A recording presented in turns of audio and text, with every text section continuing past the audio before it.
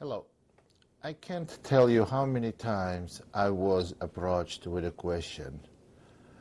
I need to learn some opening quickly because I have a game tomorrow, a game in a couple of days, and I want to learn some new opening quickly. And this is a question will be coming normally from person who does not have opening repertoire and who does not know the value of good opening preparation. Well, but if that happens, we know that average player, chess player, in general, unless we're talking about professional chess player, is a lazy, very lazy person. So a lot of players, not some, do not have that opening repertoire set. So they have to learn opening quickly. Now, why would someone spend a lot of time on learning openings deeply if you can learn it overnight quickly? There is a big difference. When you need to learn opening very quickly on some variation, so obviously you are not going to know this very deep. So you are avoiding all kinds of complications because complications need time to be prepared for, analyzed. So obviously if you want to learn it overnight, you don't have this time for it. So then you're giving up in some advantages of this position. But suppose you are facing this problem and you need to solve it right away. Let's look at few examples. How do you approach to this problem? Well, the example 1, Ruy Lopez, e4, e5, knight f3, knight c6, bishop b5. This I'm talking about approach for white. And here, normal move and most common move is a6 for black. But there are different continuations such as d6, bishop c5, f5, very sharp variation, knight d4, and person who really wants to get very ambitious and get certain opening advantage has to be well prepared for all those continuations.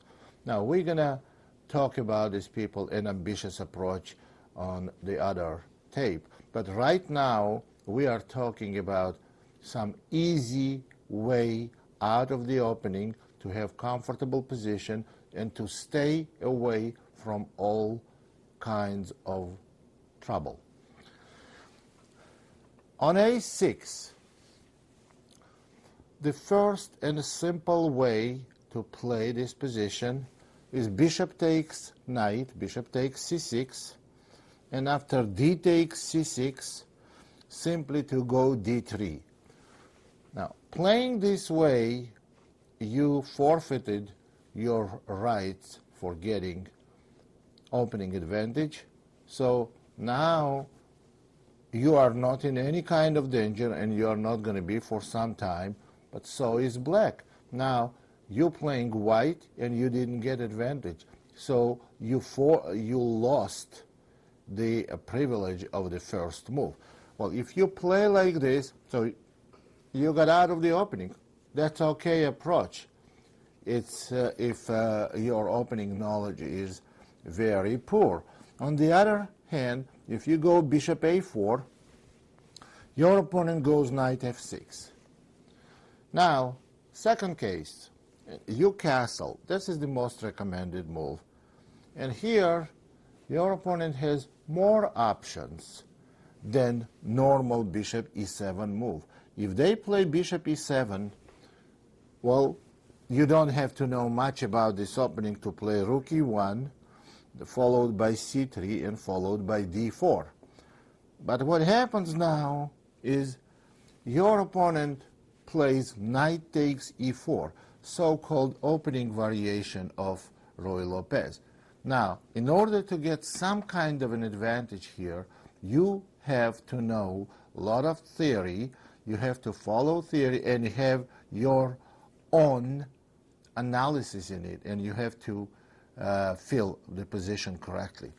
Now, and if you are not, you have to find your way around. What is the easy way to get comfortable position? Obviously, you are not gonna have any advantage, but get your pawn back and be on the safe side.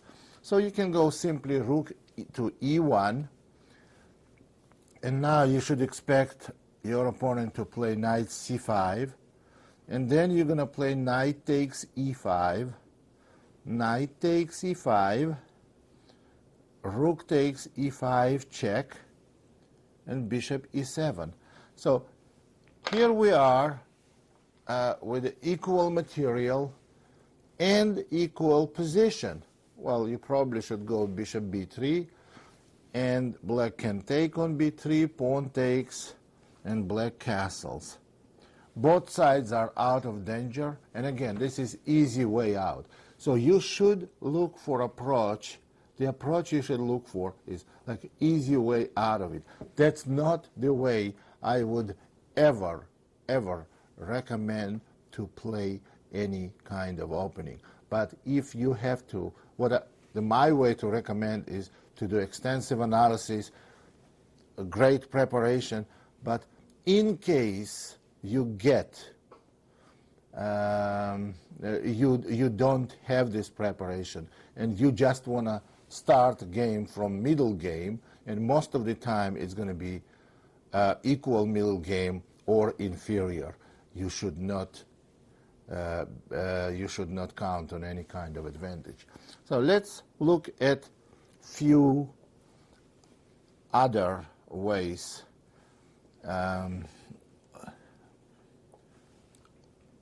to approach the opening.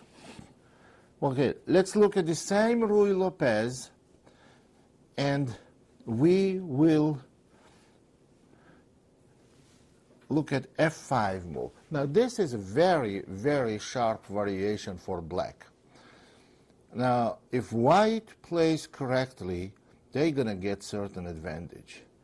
But in order to play correctly, you have to know the best moves, and you have to know the best moves in main variation and in any sub-variation. That's what you call intelligent approach to the opening and good opening preparation. And again, you don't have it. What do we do here? There are two ways to play this opening after f5, two ways to look at it.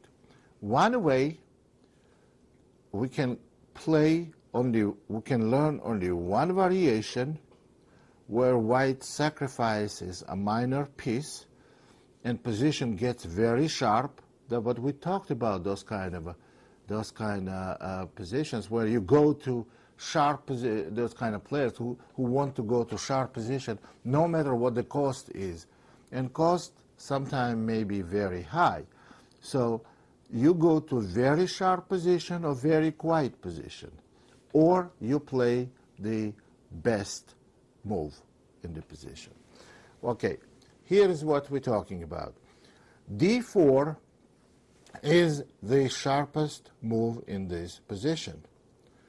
Why? What happens after d4?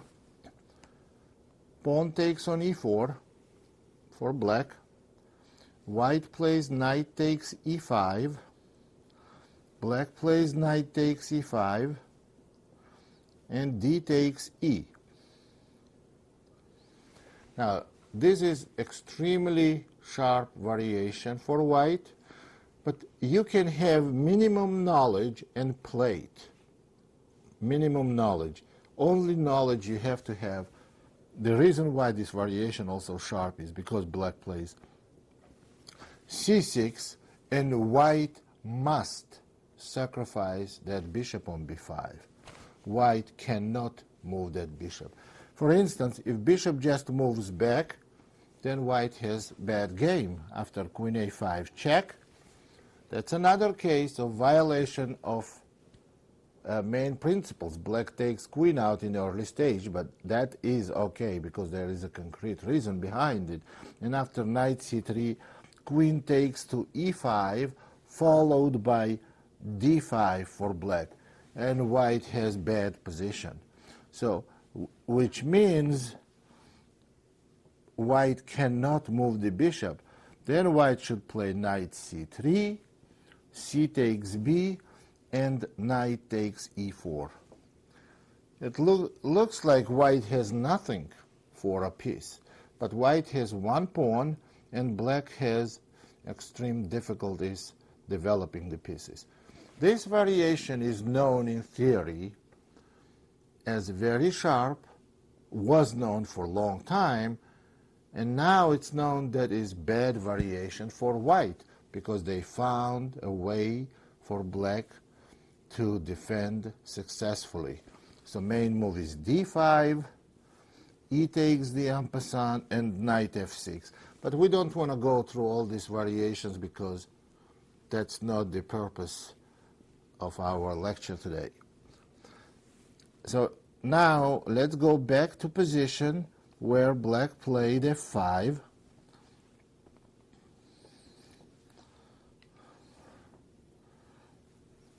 And so you saw one option, d4. Then you get to very complicated and very sharp position. It's for one type of players. For people who don't want any part of it, they just want to get out of the opening and have reasonably stable position. Then you go d3 for those players. Then you go just simply d3, and when black takes on e4, you take back on e4, and you have stable position, and that's how it's going to be. You are not going to have any advantage. Well, with a knight on g8 here. You are not going to have any advantage because black is going to develop simply knight f6 followed by bishop c5. Position is going to be equal. This is second approach. The third approach is for people who know the modern theory and who know what the best moves are in this position and how to fight for advantage. And they don't need to they don't need me to tell them anything what to do in this opening. So I just gave you, that wasn't about Ruy Lopez, and that wasn't about some concrete variation. This was about the way we look at certain position, and you have to have a sense when game may become very sharp, and if you are not comfortable with it and you don't know much about this variation, you must find easy way out of it. Well, I've been studying openings and doing research in chess theory for over 35 years. And even I, sometimes when I play, I get into the twilight zone. I get in twilight zone, and which means that I get somewhere that position is not very familiar to me.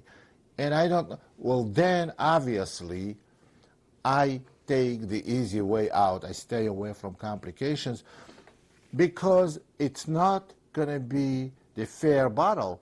If I play some variations and I don't know the consequences of it, and my opponent is well prepared, I don't want to get in there. It doesn't happen very often, once in a great while, but but I spent that much time in studying opening theory. But if you get somewhere, if you find something that you don't like and may get very sharp, quickly get out of there. One example we want to look at is Queen's Gambit declined, which normally is considered as quiet opening. But after d4, d5, c4, e6, knight c3, black plays c5. Now, you may simply play c takes d, expecting your opponent to play e takes d, and then we get a relatively quiet position of Tarrasch defense.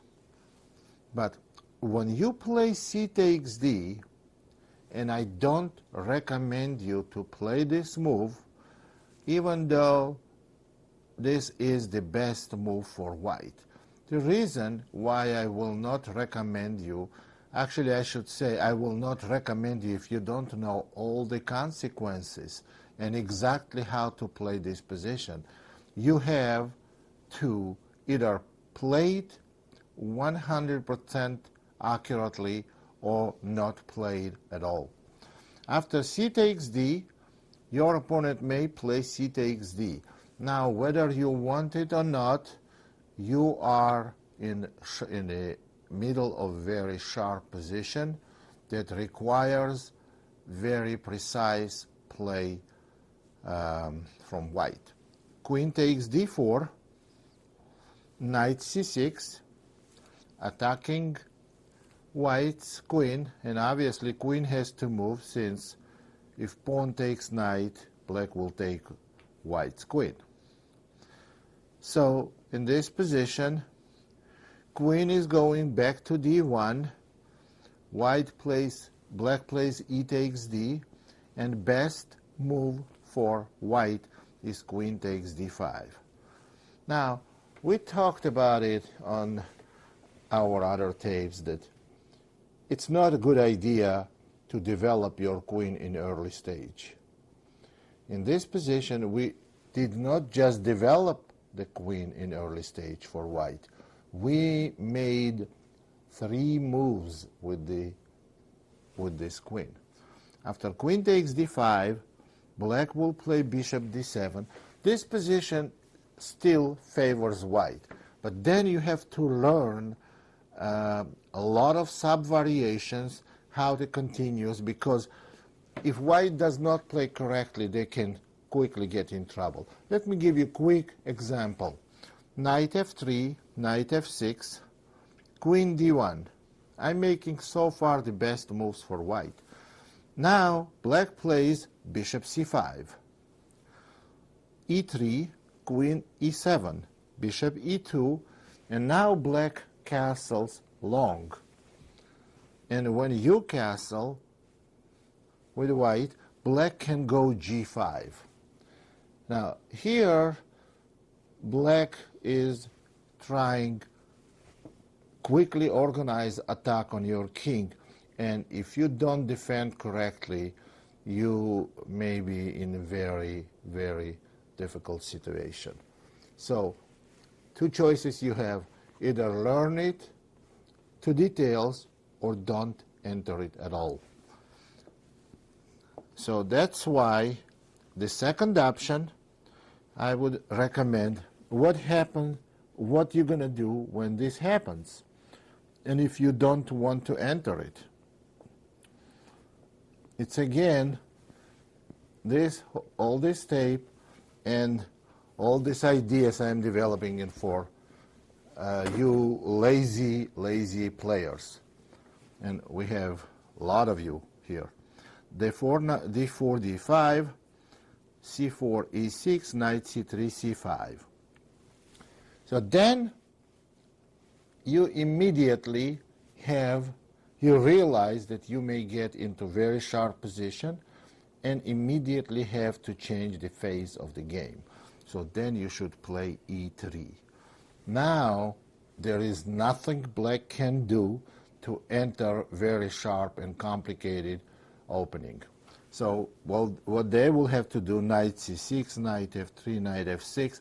You see, this is the most common position that can happen from queens, most quiet position that can happen. You see, we have absolute symmetry, and it's your move. We're not going to go into details. There are many ways to play here, and we are not discussing how to play a game of chess. So the topic is how to avoid complications in the openings that you are not prepared for. Next example we look at for black. It's a Caro-Kann defense. E4, C6, D4, D5. Now, if you play Caro-Kann defense, you have to be prepared for some variation, at least one variation that you intend to play. But not to know any variation and play the some openings, this is very bad. You have to be aiming for some variations. If you don't know any variations, you then learn first and play later. So, but suppose, but you know some variation you are aiming for, and it does not happen. For example, knight c3, that's the most common move in this position. D takes E, knight takes E4, and your opponent plays here knight f6. Actually, you play knight f6 or knight d7, and you are black. Now, we're talking from black perspective. So your idea is to go knight f6, then exchange knight, and then go e6, bishop d6, and c5. That's all you know about Caro-Kann, and that's what you are expecting. And now your opponent is going to do something that you are not prepared for. Suppose they go knight f3, knight f6, knight takes f6, knight takes f6, and knight e5. What's the purpose of this move, knight e5? Well, if in this position white does not play knight e5, what black wants to do to develop light square bishop either to f5 or to g4. And after that, black will play e6, develop dark square bishop and castle. That's all you know. And here your opponent plays knight e5 move, and you should realize that if you develop bishop f5 like you originally planned, which may be okay, you're going to enter to extremely sharp variation, and you don't want it. Well, unless you're prepared, and let me show you how quickly you can find yourself in trouble. After bishop f5, bishop c4, attacking f7 square. Obviously, you're going to go e6 because there is no other move I can imagine you will play. e6, and now your opponent goes g4, attacking the bishop, and you see that your bishop is in trouble. Because if you go bishop g6, white will go h4, threatening h5. And you cannot prepare escape square to h7 because after h6, if you play h6, white is going to play knight takes g6. And black has totally ruined pawn structure. So then what you're going to do? Then you will try to escape to e4. And after f3, bishop d5. But then white is going to play bishop d3. And you will see there is another way bishop can get in trouble because of the c4 move. And you are seriously going to be experiencing big problems. Well, if you don't know all the variations here, very sharp variations, you should know at least one thing. You should recognize that bishop f5, you may get to unknown position after bishop c4 and g4.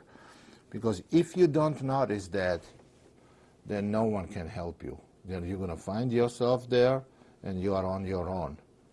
which is a bad idea. So what you're going to do here, after knight e5, you should realize if your opponent plays move like knight e5, what is the point of it?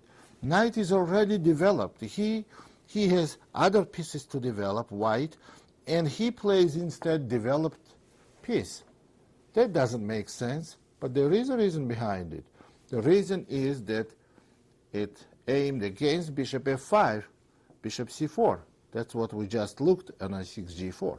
So what should we do here? The best move is bishop e6 in this position. But suppose, and to develop a dark square bishop through g7, but suppose you don't know about it, and you are strongly against blocking your dark square bishop to being developed naturally. Well, that's okay if you don't know the right move, and if you don't find it, that's okay. There are other ways. The main point here to realize that you don't want to play bishop f5. So what you can do, you can play knight d7. Try to eliminate that knight from e5. Or you can go e6. You will get slightly inferior position, but you're going to be safe. And as far as bishop on c8 goes, you will later on develop by playing bishop d6, c5, and b6 and bishop b7. That's a way to play, and it's not such a bad way to play. So the main point here I want to make is not what move to make. You can easily figure out which move to make if you recognize the danger. The danger is that white wants to play bishop c4, and you have to be prepared for it. And then you will play e6. But of course the best is to be sufficiently prepared for this opening variation and make competitive move bishop e6, and after bishop e2, g6, castle, bishop g7, followed by c5, castling for black, and c5, and black has relatively good position. They have good position here. But the main point here that black has to avoid those complicated bad variations. Another example I'm going to show you. This is very interesting. Also Caro-Kann, e4, c6, d4, d5, knight c3, d takes e, knight takes e4, and knight d7. Here is another way white can play that can make you think. Bishop c4, knight f6, knight takes f6, knight takes f6, and again you want to play bishop f5 or bishop g4 to develop this light square bishop, then play e6 after that, and then develop dark square bishop. Now here is white's move. White can play c3, and now you see that developing of your light square bishop on c8 is a bad idea. For instance, on bishop f5 or bishop g4, doesn't make difference, after queen b3, you are in serious trouble because your f7 pawn is hanging and your b7 pawn is hanging. And both of them are very important and critical. So at this point, you're simply lost. So you have to know, now what is the best move here? The best move is queen c7. So you don't know the queen c7 move. What should you play? You should realize one thing, that queen b3 may be a threat if bishop, light square bishop being developed from c8. Queen b3 is a threat. Once you realize that, you start thinking. Of course, if you watch this tape and that this problem occurs in your game, then now I'm going to tell you what the best move is, and you're only going to play best move. But there are millions of these continuations in the whole opening theory. We cannot go through all these problems now. So I am going to teach you the way of thinking. The way of thinking. So this way of thinking will be applicable for every one of these problems you may have. So you see that queen b3 on bishop f5 is going to be queen b3. So now, let's see, what should I do as black? I need to develop, and I cannot lose a pawn. But on the other hand, I need to, should I go e6 and then c5 later on? Oh yes, that's not a bad idea. That's good. Should I go g6? No, it's a bad idea, because if he goes queen b3, I have to play knight d5, because after e6 we have our pawns plays like checkers. It's like a Swiss cheese. Look at the h7, g6, f7, e6. We don't want to do that. So what is the best way to do? The best move, I'm telling you now, is queen c7, because that stops white bishop developing on f4, and also prepares black's light square bishop to be developed on f5. Okay? And this way you are not afraid of queen b3, because you're going to go e6.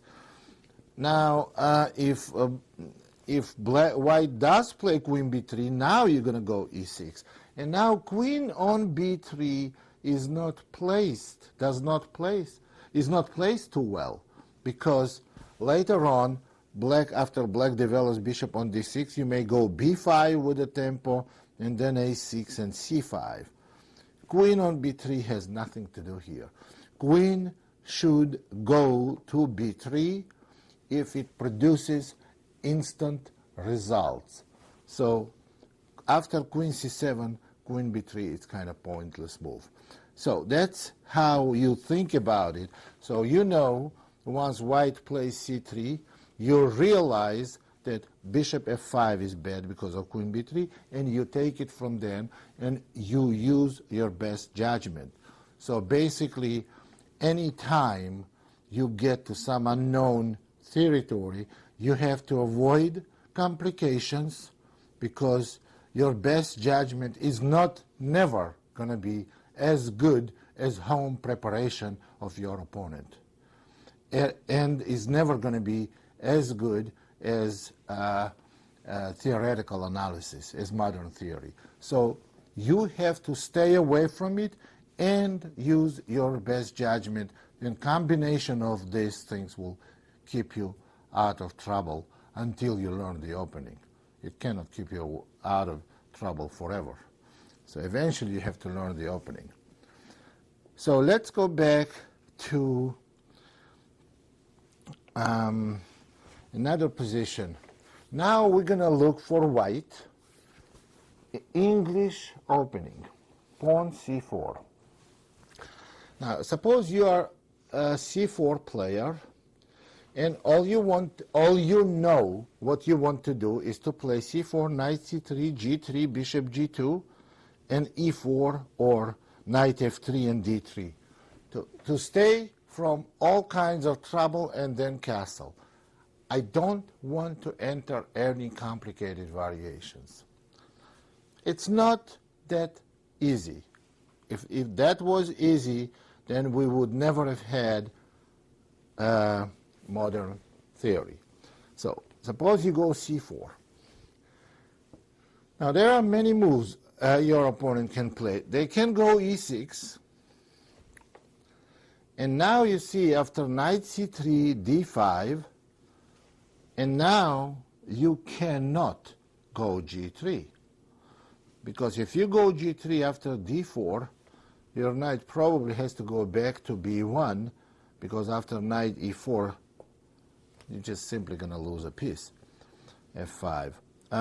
So what you do, c4, e6, now you have to look and think about what opening do you want to play. Of course, you can go d4 and try to get to Queen's Gambit declined, but you want to stay in English opening. So then you go knight f3, d5. There is no more English. English opening is only, what do we call English? And when white plays c4, and black eventually plays either c5 or e5. Anything else is not English. So there's two varieties of English opening. Once black plays e6 with the, obviously e6 is played with the idea of d5, now you know you're gonna get different opening. You are not gonna get the English that you wanted. So you will have either Reti opening, knight f3, d5, or you're gonna have Queen's Gambit declined, or Nimzo Indian, depending what black will choose. So this is what is going to happen if you go c4 and your opponent plays e6. So you know you're not going to see English then. But suppose they do play e5. Okay, now you go knight c3, that's what you expected. Now they go knight f6. And you go g3, just the way you wanted. Now they go c6. And here you are facing a problem. The problem is that if you go bishop g2, then you are entering to very sharp position. You have to enter sharp position, because if you don't, then you will have inferior, maybe quiet position, but very inferior for the white. On bishop g2, there is d5, c takes d, c takes d. And this position is not good for white unless they try to win a pawn. Queen b3 move wins a pawn. But this is very complicated and is not good for white. But if you don't do that, you're going to have worse position, because black wants to go d4, and you're going to move your knight from c3 and lose another tempo. If you play d4, you're also going to have inferior position, because e takes d, queen takes d4, and this is simply bad position for white, because knight c6, and after queen a4, d4, it's extremely uncomfortable for white. We don't want to go into details. Just take my word for it. And if you want further analysis, you can do it by yourself or with your chess playing program, or just look at some theoretical variations, theoretical book. So what you're going to have to do here, then you will have to play queen b3, and black has number of very good continuations. The best, I think, is knight c6. Now you have to take on d5, otherwise queen b3 cannot be justified, and black is going to go d4, and after you take on d5, knight d4, knight takes f6 check, queen takes f6. This position is very, very uncomfortable for white. Queen d1 is forced move, and now bishop f5, threatening knight c2 check, and after d3, rook c8, again threatening knight c2 check. King has to move to f1, and black plays bishop c5. You don't want to have an extra pawn when all your pieces are undeveloped and king moved and whole king side is frozen. You don't want to play this position. So, which means if position happens on the board and you don't want this complication, especially it's easier, much easier, and a much better reason to avoid these complications after c4, e5, knight c3, knight f6, g3, c6. Now, if you go, when your opponent plays c6, you know they want to go d5. Now, if you play bishop g2, you cannot just quickly play bishop g2 and that's it. If you go bishop g2, before you go bishop g2, you know your opponent is going to go d5.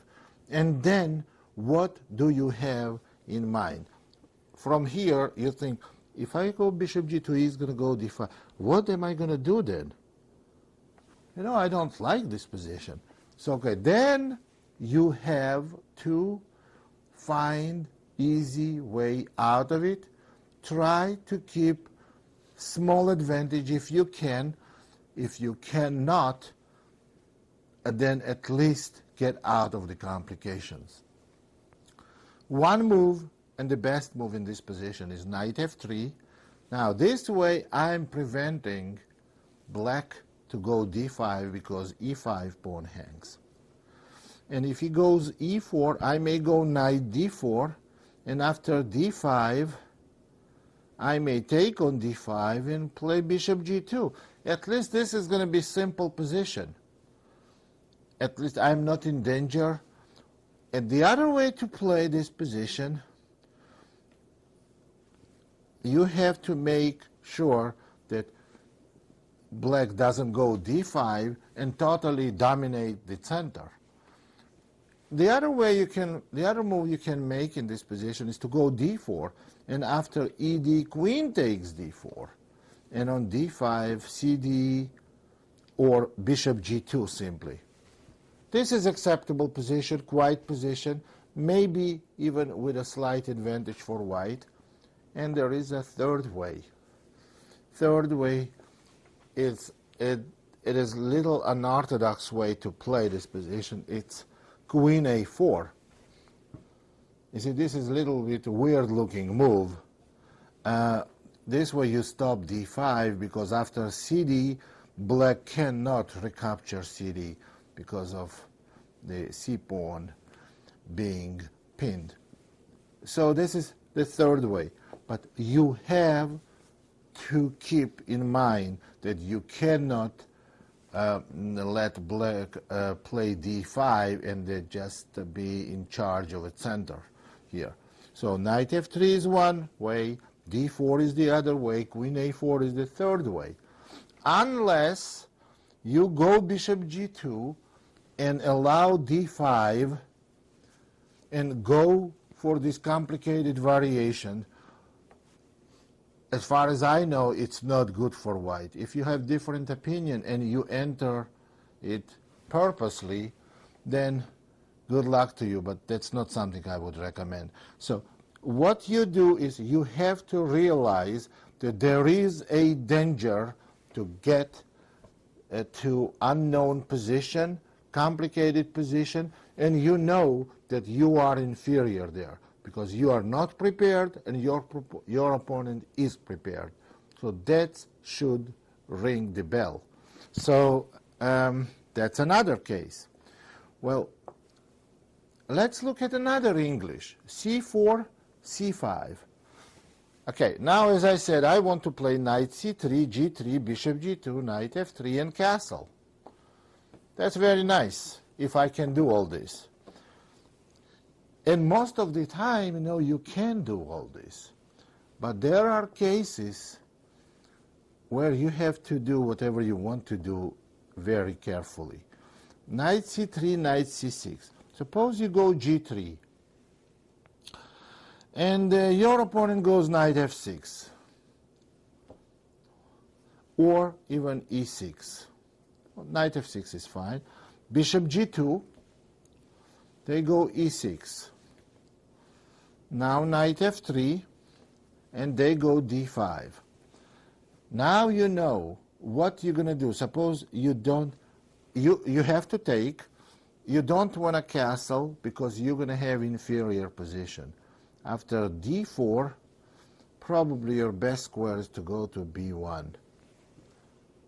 Now let me ask you a question. If black goes e5, what is going to happen? Did you gain tempo or you lose tempo? Black wasted time, e6 and e5. So this is well-known position of reversed King's Indian. But black, even though black played e6 and then e5, They are one tempo ahead of white. Why? Because black lost one tempo. E6 and then E5. That's a loss of one tempo. White lost two tempos. They played knight C3 and knight B1. So black is one tempo ahead. If you don't think that one tempo means anything in a game of chess, then you are watching wrong tape.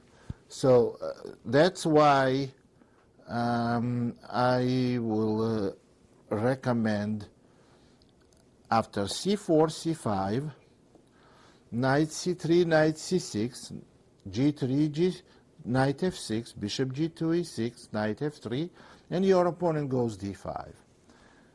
Now you have to know what you want to do, because you do not allow D4 and blindly castle here. You take on D5. That's the natural move, best move, and I don't think you should be making any other move, whether you know it or not, because your pawn is hanging, D4 is threatening. This is the only natural move in this position, and it's the best move.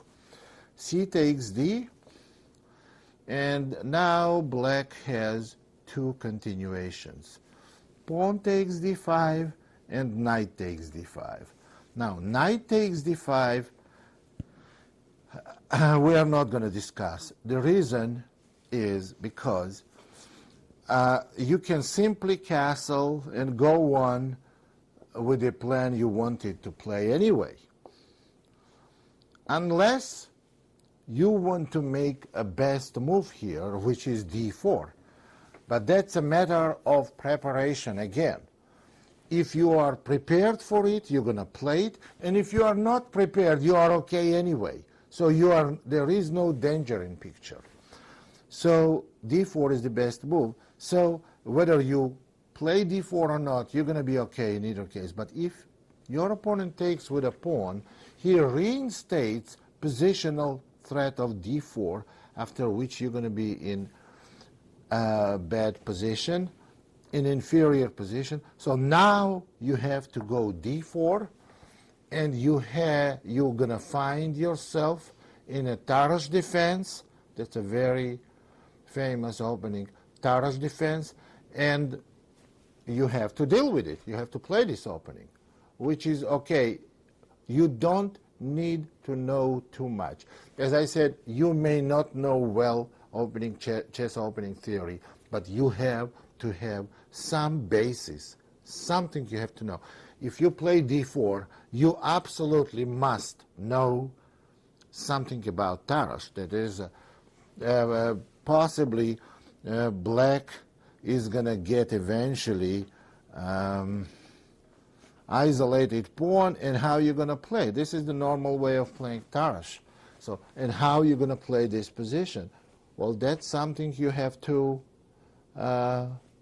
play by yourself. But the main point I want to make that you are not in danger, you are safe, and you are past the opening stage.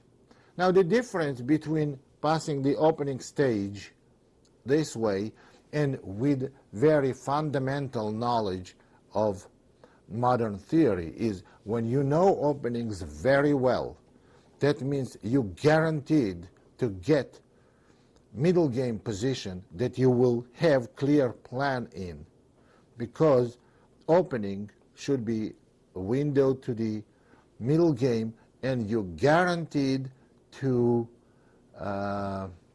get comfortable position, and you will know what you will be doing in the middle game. So that's how we just saw very few examples of unexpected problems you may face in the opening. You may think your opponent just on the board discovered it just played something ingenious, what is in reality was invented 65 years ago, and the last 65 years you didn't check modern opening theory, so you are not aware of it. So if that happens, there has to be alert. You have to be alert about it, and you have to deal. I told you the way of thinking. You have to, first, you have to identify the problem. And then you have to use your best judgment to deal with it. The best, and also do not enter some complication unless you see all the way through it. You're 100% sure about it, or you have some knowledge about these variations. Stay away from them. Thank you very much and good luck.